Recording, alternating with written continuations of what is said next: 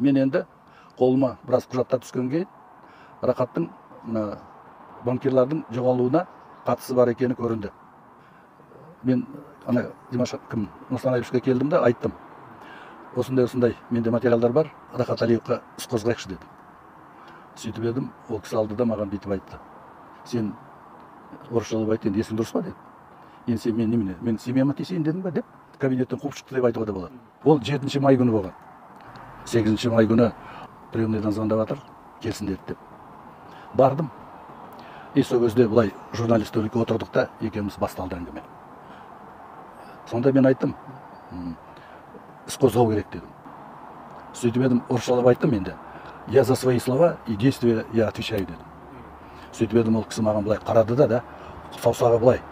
Бетіп тұрып, бетіп айтты ғой, көзіменен былай. Ответишь деді. Ой, как ответишь деді.